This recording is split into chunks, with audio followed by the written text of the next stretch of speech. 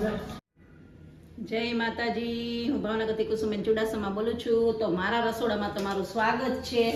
તો આજે આપણે બનાવવાના છીએ સાતધાનનો ખીચડો. તો એ સાતધાનના ખીચડામાં મેં મગની દાળ, અડદની દાળ, તુરની દાળ, ચણાની દાળ, મસૂરની દાળ અને બાજરો છે, એમાં જુવાર છે અને ચોખા છે. તો આને મેં 3 કલાક પહેલાં પલાળી દીધું હતું.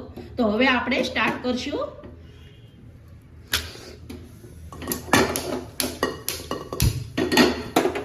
તો એમાં આપણે 2 ચમચી ઘી નાખવાનું છે.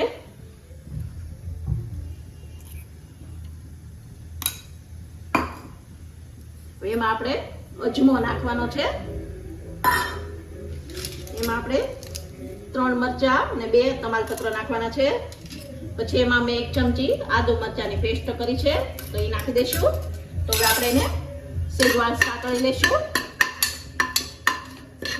તો આપણું થઈ ગયું છે. તો એમાં આપણે બટેટા, 1 બટેટું મેં લીધું છે, 1 બટેટું નાખી દઈશું. વટોણા નાખી દઈશું, તુવેર નાખી દઈશું, ગાજર નાખી દઈશું અને ટમેટા, એટલી વસ્તુ આપણે એમાં નાખી દઈશું. હવે એમાં આપણે સ્વાદ મુજબ 1 ચમચી મીઠું નાખશું. એમાં અડધી ચમચી હળદર નાખવાની છે. તો આને આપણે મિક્સ કરી દેવાનું છે.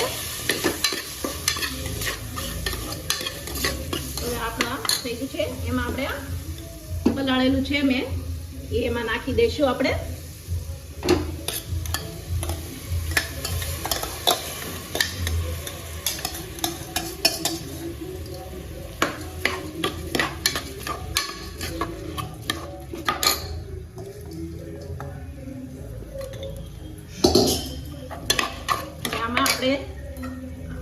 આ વાટકો લીધો છે, તો એ માપ પ્રમાણે આપણે પાણી નાખવાનું છે.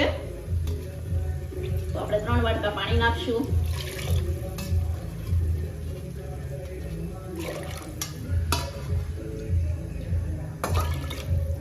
થોડુંક નાખી દઈશું.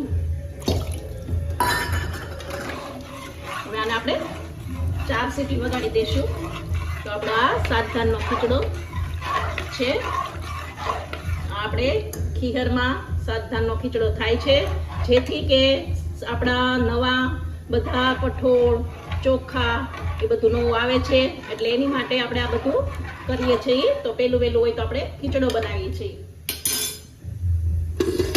હવે આપણે આને કુકરને ઢાંકી દઈશું અને 4 સીટી વગાડી દઈશું.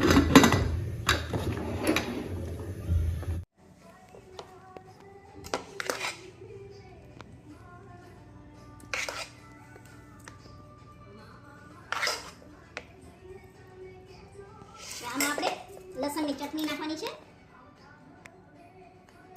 લસણની ચટણી નાખી દઈશું.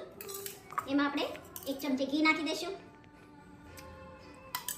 એમાં આપણે આ કોથમરી નાખી દઈશું. તો આપણો થઈ ગયો છે રેડી એકદમ ખીચડો.